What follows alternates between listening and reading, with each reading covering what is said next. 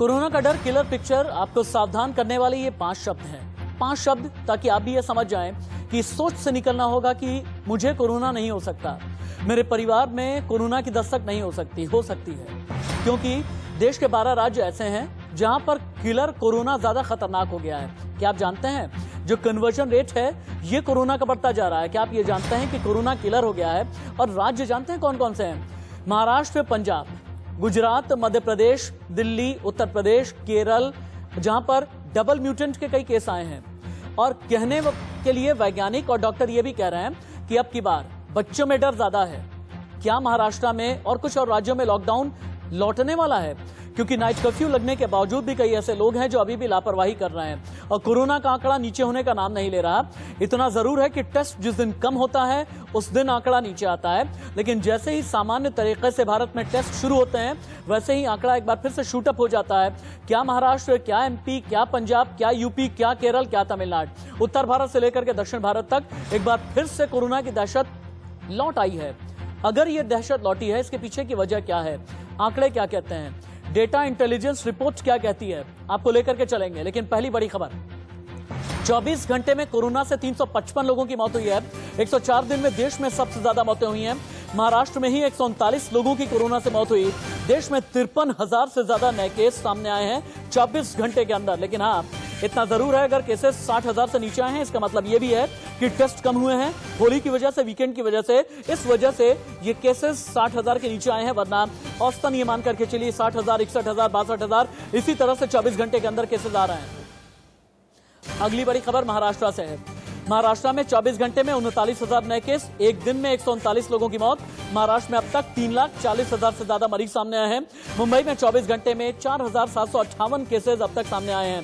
राजेश भूषण जो केंद्रीय स्वास्थ्य सचिव हैं और राजेश टोपे महाराष्ट्र के स्वास्थ्य मंत्री क्या कहते हैं, एक बार सुनिए। जहां अधिकतम एक्टिव केसेस हैं उनमें पुणे, मुंबई, नागपुर, थाने, नासिक, औरंगाबाद, बेंगलुरु अर्बन, नांदेड़, दिल्ली और अहमदनगर, यानी जो 10 जिले हैं जहां की अधिकांश एक्टिव केस केंद्रित हैं, उनमें 8 जिले महाराष्ट्र के हैं, एक दिल्ली है। हम दिल्ली को एक एडमिनिस्ट्रेटिव यूनिट मानते हैं, हालांकि यहाँ technically speaking there are multiple districts, but we are taking Delhi as one district. And Bengaluru urban, एक जिला कर्नाटक का, एक दिल्ली और 8 जिले महाराष्ट्र। देखिए, लॉकडाउन ये बहुत ही लास्ट रिसॉर्ट या लास्ट ऑप्शन होता है। किसी की भी चाहत नहीं है कि लॉकडाउन करना, ना कोई सीएम की चाहत है, ना कोई डीसीएम की चाहत है, किसी की भी चाहत नहीं है। लेकिन हम रिस्ट्रिक्शंस बहुत, निर्बंध हम बहुत कड़क करते जा रहे हैं, जैसा कड़ाई से हम उसका अमल करने जा रहे हैं।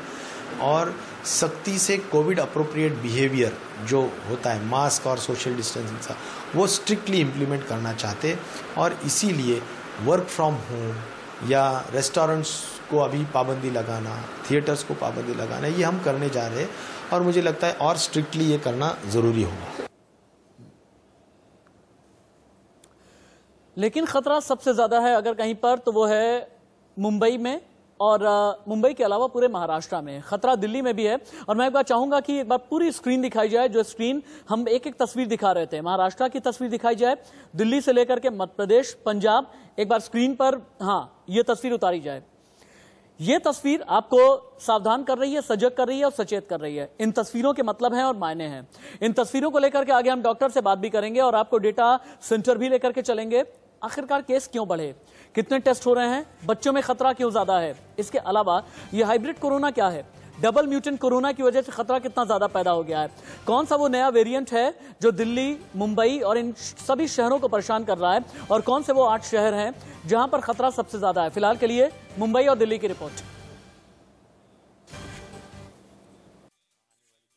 लगातार केसेस बढ़ रहे हैं कोरोना के, जिसके चलते फिलहाल नाइट कर्फ्यू को तो इम्पोज किया ही गया है। पर साथ ही साथ महाराष्ट्र प्रशासन का कहना है कि 2 अप्रैल से जो नए रूल्स और रेगुलेशंस हैं उनमें कुछ बदलाव लाकर सारी स्थिति को और भी ज्यादा कड़ा कर दिया जाएगा। जो लोग रूल्स फॉलो नहीं करते हैं उन पर स्ट्रिक्ट एक्शन लिए जाएंगे। फिलहाल हम मौजूद है दादर मंडी में। बताना चाहेंगे कि ये सब्जी और फलों की मंडी है, जहां पर आप देख सकते हैं किस तरह से सैकड़ों लोगों की जो भीड़ है वो लगातार चल रही है। कईयों ने मास्क नहीं पहने हैं, कईयों ने मास्क लगाया जरूर है पर ढंग से नहीं लगाया है, जिसके चलते ही कोरोना के जो केसेस हैं वो इसी प्रकार से यहाँ बढ़ते नजर आ रहे हैं। हालांकि पिछले 24 घंटों की बात की जाए तो मुंबई और महाराष्ट्र के बढ़ते कोरोना केस की जो दर है वो कम हो गई है, क्योंकि जहां पिछले 24 घंटे में केसेस 5000 से कम आए हैं।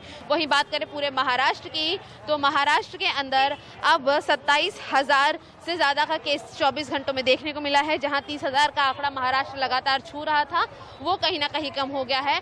जिस तरह से आप देख पाएंगे लोगों को यहाँ पर अभी भी भीड़ का माहौल है, मास्क नहीं पहन रहे लोग। हालांकि जो नाइट कर्फ्यू लगाया गया है, नाइट कर्फ्यू का असर मुंबई की लोकल ट्रेन पर पड़ता नजर नहीं आएगा, जिसके चलते लोगों में अभी भी थोड़ी राहत है। पर लगातार CM Uddhav Thackeray health officials के साथ मीटिंग कर रहे हैं, जिसके चलते ये कह दिया गया है साफ साफ कि 2 अप्रैल से मुंबई करों को, महाराष्ट्र के रहवासियों को कुछ कड़े कायदे कानूनों का फॉलो करना होगा। साथ ही साथ अगर सिचुएशन कंट्रोल में नहीं आती है तो लॉकडाउन के लिए भी तैयार रहें। देखना होगा कि जब अब लगातार 2 दिनों से मुंबई महाराष्ट्र के आंकड़ों में थोड़ा सा घटाव है तो किस तरह से ये घटाव लगातार चलता है, इसी तरह से या फिर एक बार फिर से उछाल देखने को मिलेगा। कैमरा पर्सन गणेश धुंदाले के साथ शिवानी मिश्रा, इंडिया न्यूज मुंबई।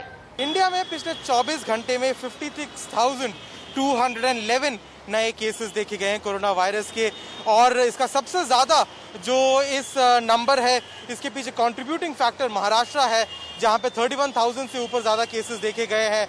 पर दिल्ली में भी काफ़ी हद तक, जहाँ पे मैं खड़ा हूँ वहाँ पे भी काफ़ी हद तक केसेस बहुत ज़्यादा बढ़ते हुए दिख रहे हैं। दिल्ली में भी पिछले 24 घंटे में 19,004 केसेस आ चुके हैं, और इसी के साथ दिल्ली के एक्टिव केसेस जो हैं करंटली 8,000 से ज़्यादा हो चुके हैं। और दिल्ली के जब अस्पताल हैं वहाँ पे इमरजेंसी वार्ड्स में अब काफ़ी ज़्यादा कमी महसूस हो रही है, क्योंकि 8,000 से भी ज़्यादा एक्टिव केसेस दिल्ली में अभी हो चुके हैं। 11,000 से ज़्यादा लोगों की दिल्ली में ओवरऑल इस महामारी की वजह से जान जा चुकी है। अभी आप अपने कैमरा स्क्रीन पर बहुत सारे लोगों को देख रहे होंगे। मैं अभी कश्मीरी गेट पे खड़ा हूँ। यहाँ पे एक बहुत बड़ा ISBT है, बस स्टैंड है, और इस बस स्टैंड में बाकी नेशनल रोडवेज की बस, यानी अलग अलग शहरों से बस, अलग अलग स्टेट से बस भी आती है और लोकल बसेस भी आती हैं। और यहाँ पे जो ये इतना बड़े बस स्टैंड है, आप यहाँ देख रहे होंगे कि ज़्यादातर लोग जो चल रहे हैं उन्होंने अपने मास्क या तो ढंग से नहीं पहना है या मास्क उन्होंने बिल्कुल नहीं पहना है। और ये एक बहुत बड़ा कंट्रीब्यूटिंग फैक्टर बन जाता है इस महामारी को फैलाने में, कि अगर लोग अपना मास्क नहीं पहनते, अपना लोग मास्क ढंग से नहीं पहनते, तो इस तरीके की जो बीमारियां हैं वो और ज़्यादा बढ़ती रहेंगी। महाराष्ट्र में ऑलरेडी देखा जा रहा है कि लॉकडाउन की स्थिति बनती हुई जा रही है। बाकी बहुत सारे प्रदेशों में ऑलरेडी ऐसे स्टेट्स हैं, जिसके डिस्ट्रिक्ट्स हैं जहाँ पे लॉकडाउन अब लग चुका है, एक तरीके से नाइट कर्फ्यू लग चुका है। पर अगर आप ये नहीं चाहते कि आपके अपने शहर में या अपने स्टेट में लॉकडाउन जैसी स्थिति बने, तो मास्क पहनिए, सोशल डिस्टेंसिंग का पालन करिए, और जितनी ज़्यादा आप कोरोना महामारी से बच सकते हैं उससे बचिए। कैमरा पर्सन पवन के साथ मैं आदित्य नायर, इंडिया न्यूज दिल्ली। इतना डर हो, इतनी फिक्र हो, संक्रमण की दर इस कदर बढ़ जाए, रिकवरी रेट घटने लगे और कन्वर्जन रेट यानी जो पॉजिटिविटी रेट होती है और तेजी के साथ में अगर बढ़ने लगे, तो आप क्या कहेंगे? यही कहेंगे ना कि लापरवाही कम हो जानी चाहिए। लेकिन नेता हैं कि मानने को तैयार नहीं होते। नेता अपने आप को नियम, कायदे, कानून से ऊपर समझते हैं। मुंबई में कुछ ऐसा ही हुआ। मुंबई में AIMIM सांसद ने लॉकडाउन के खिलाफ हल्ला बोल दिया। सांसद इम्तियाज जलील ने औरंगाबाद में मोर्चा निकाल दिया। कोरोना नियमों की जमकर खुलेआम धज्जियां उड़ाई हैं। सांसद के साथ समर्थकों की भीड़ कैसे निकली है, और मैं तो ये कहूंगा कि ये बेशर्म तस्वीर है। मैं ये कहूंगा कि ये ढीठ तस्वीर है, जहां पर कोरोना नियमों की जम करके धज्जियां सांसद इम्तियाज जलील ने उड़ाई है। ये महाराष्ट्र के औरंगाबाद की तस्वीरें हैं, जहां कोरोना की ऐसी तैसी करके, बिल्कुल आप ये देखें कि कैसे MIM के सांसद हैं इम्तियाज जलील ने औरंगाबाद में लॉकडाउन के खिलाफ मोर्चा निकाला है। अब ये तो एक मोर्चा हो गया महाराष्ट्र के औरंगाबाद में, लेकिन भोपाल से ब्रिजेश की रिपोर्ट आप देखें, और इसके अलावा चंडीगढ़ से कोरोना रिपोर्ट क्या है ये भी देखिए। कोरोना की दूसरी लहर का कहर जारी है। पिछले 24 घंटों में प्रदेश भर में 2173 नए मामले सामने आ चुके हैं। अभी हम खड़े हैं भोपाल के जयप्रकाश जिला चिकित्सालय में, जहां पर जो बेड हैं, कोरोना वार्ड बनाए गए हैं, उसमें जो बेड हैं वो ऑलमोस्ट फुल हो चुके हैं। और कमोवेश यही हालात भोपाल के सभी कोविड सेंटर और कोरोना जो वार्ड बनाए गए हैं उनके यही हालात हैं, जहां पर बेड जो हैं वो फुल हो चुके हैं और मरीजों की संख्या लगातार बढ़ती जा रही है। हालांकि मुख्यमंत्री शिवराज सिंह चौहान लगातार कोरोना की समीक्षा कर रहे हैं और सरकार लगातार ये दावे कर रही है कि किसी भी स्थिति से निपटने के लिए प्रशासनिक अमला पूरी तरह से तैनात है। लेकिन हम इसी बीच अगर इंदौर की बात करें तो 600 मामले प्रतिदिन सामने आ रहे हैं और भोपाल में बुधवार को भी 498 मामले सामने आए थे। प्रशासनिक अमला कहीं भी ग्राउंड पर तैनात नजर नहीं आ रहा है जो कि लोगों से कोरोना की गाइडलाइन का पालन करवा सके। ऐसे में सवाल यही है कि कोरोना की इस दूसरी लहर के कहर से आखिर सरकार आम जनता को कैसे बचाएगी। कैमरा पर्सन सुनील वर्मा के साथ ब्रजेश जैन, इंडिया न्यूज, भोपाल। यहां पर हम एक बात कहना चाहेंगे कि कोरोना से तो बचना ही बचना है। केंद्र ने राज्यों को चेतावनी जारी की है और चेतावनी जारी करके क्या कहा है ये भी आप देखें। आपको इंफोग्राफिक स्टूडियो में लेकर के चलते हैं। केंद्र ने राज्यों से यह कह दिया है कि देखिए हालात बद से बदतर हो गए हैं, देश जोखिम में है, लापरवाही छोड़नी पड़ेगी, अलर्ट रहना है, सजग रहना है, सतर्क रहना है। वायरस चेन को तोड़ना बहुत जरूरी है क्योंकि यहां से अगर वायरस चेन नहीं टूटी तो आने वाले दिनों में खतरा 2020 के मुकाबले और ज्यादा बढ़ जाएगा। लेकिन 10 जिले जहां पर सबसे ज्यादा एक्टिव केस हैं, अब आप देखें पुणे, और इन 10 जिलों में 8 जो हैं वो महाराष्ट्र के ही हैं। पुणे में 59,475 केस, मुंबई में 46,248 केस, नागपुर में 45,322 केस, ठाणे में 35,000 के आसपास केस, नासिक में 26,500, औरंगाबाद में 21,282 केस, नांदेड़ में 15,171 केस और दिल्ली में 8,032, अहमदनगर में 7,952 केसेज हैं। यानी वो 10 शहर हैं जहां पर एक्टिव केस सबसे ज्यादा हैं। लेकिन कोरोना लौटा क्यों, अब इसकी वजह भी जान लें आप। आइसोलेशन ठीक से नहीं किया गया, टेस्ट जिस एवरेज में होने चाहिए टेस्ट उस मुकाबले कम किए गए हैं, कॉन्टैक्ट ट्रेसिंग में प्रशासन की तरफ से कमी की जा रही है, लापरवाही लोगों की कम होने का नाम नहीं ले रही। दादर की आपको हमने तस्वीर दिखाई है, महाराष्ट्र के औरंगाबाद की आज की तस्वीर आपने देखी है, दिल्ली के अलग अलग मार्केट में आप चले जाएं, लोग अभी भी लापरवाह हैं, मास्क का इस्तेमाल नहीं कर रहा है, सामाजिक दूरी का पालन नहीं कर रहा है। पॉजिटिविटी रेट किस हद तक डराने लगा है और कहां कहां पर डरा रहा है, किन किन राज्यों में आप देखें। पंजाब से शुरू करते हैं। लगभग अगर मान करके आप चलें कि 100 लोग अगर संक्रमण के शिकार हुए हैं तो इनमें से पॉजिटिव जो पाए जा रहे हैं 8.82% हैं। छत्तीसगढ़ में लगभग 8.25% के आसपास पॉजिटिविटी का रेट है, महाराष्ट्र में लगभग 23.5% है, एमपी चले जाएं 7.82% पॉजिटिविटी रेट है। और ये तब है जब पूरे भारत में पॉजिटिविटी रेट है 5.65%। वहीं 4 राज्यों में जो पॉजिटिविटी रेट है सबसे ज्यादा है। दिल्ली में कोरोना से हालात गंभीर हैं, देश के सबसे गंभीर 10 शहरों में दिल्ली है। 24 घंटे में दिल्ली में 992 केस आए हैं, 4 की मौत हुई है। होली की वजह से टेस्टिंग कम होने से आंकड़ा भी कम है, ऐसी बातें भी कही जा रही हैं। लेकिन एक बार डॉक्टर साहब के पास चलते हैं। Doctor Kaushal Kant Mishra, senior consultant, Fortis Escorts, मेरे साथ जुड़े हुए हैं। डॉक्टर कौशल कांत, कोरोना की दूसरी लहर भारत के लिए कितनी खतरनाक है, बचने के लिए क्या करना है? क्या कोरोना की दूसरी लहर का म्यूटेशन कुछ ऐसा है जहां पर वैक्सीनेशन भी आने वाले दिनों में काम नहीं करेगी, और बच्चों के लिए आने वाले दिनों में कितना बड़ा खतरा है भारत में? देखिए, जब अभी कोरोना की महामारी के अलावा भी जो अभी तक विश्व में महामारियां आई हैं उसमें ये देखा गया कि जो सेकेंड वेव होती है वो पहले वेव से ज्यादा खतरनाक होती है, क्योंकि वायरस उसमें म्यूटेंट के फॉर्म में आता है, लोग आइसोलेशन या प्रिकॉशन लेते हुए थक जाते हैं, मल्टीफैक्टोरियल राइज होता है जिसकी वजह से केसेस तेजी से बढ़ते हैं, जैसा कि हमें कोरोना में भी देखने को मिला है। ठीक है। अब बात ये आती है कि ऐसा क्या किया गया है। हमने ये देखा कि 1 साल में, जिसको कि हम ये कहें कि ट्रू कोरोना फटीग अगर कहा जाए, लोग थक रहे हैं, जिसको कि जो एक मतलब बहाना हो सकता है, लेकिन हमारे पास कोई ऑप्शन नहीं है। आज भी कोरोना का ट्रीटमेंट के लिए कोई भी मेडिसिन नहीं अवेलेबल है। वैक्सीन कोरोना के ट्रीटमेंट का पार्ट नहीं है। वैक्सीन आने से कोरोना के ट्रीटमेंट में कोई इम्प्रूवमेंट नहीं आएगा, लेकिन वैक्सीन लगने से कोरोना का स्प्रेड, और कोरोना अगर किसी को वैक्सीन लगी हुई है और उसमें अगर कोरोना होगा और जिसमें वैक्सीन नहीं लगी उसमें कोरोना होगा, तो जिसमें वैक्सीन लगी हुई है उसके आईसीयू जाने के चांसेस या उनके डेथ के चांसेस बहुत कम है एज कम्पेयर टू जिनमें वैक्सीन नहीं लगी है। तो इन एवरी सेंस वैक्सीन लगाने के साथ साथ मास्क का अगर उपयोग नहीं करेंगे तो ये स्प्रेड बढ़ता जाएगा। जो हमारे पास social distancing, sanitization and mask, ये 3 जो टूल हैं, इसमें जो मोस्ट इफेक्टिव टूल और बहुत आसानी से यूज किया जाने वाला टूल है वो है mask.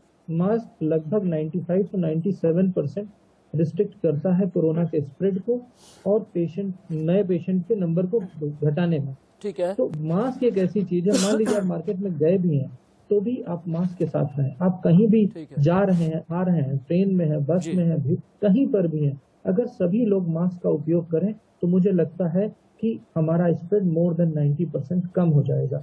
Physical distancing and sanitisation का रोल है, लेकिन कोरोना के कंपैरिजन में 95% मास्क है और 5% में बाकी दोनों चीजें। ठीक है डॉक्टर साहब, तो मास्क का उपयोग करना जरूरी है।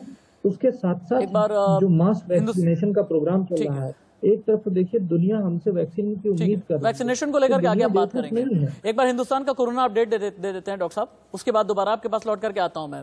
हिंदुस्तान का कोरोना अपडेट क्या है? अब तक पूरे हिंदुस्तान में कुल 1,21 लाख लोग संक्रमित हो चुके हैं। 24 घंटे में 53,125 केस नए सामने आए हैं। 24 घंटे में 41,217 मरीज ठीक हुए और 24 घंटे में 355 की मौत हुई है, जो बताया जा रहा है कि पिछले 104 दिन में मौत का सबसे बड़ा आंकड़ा है।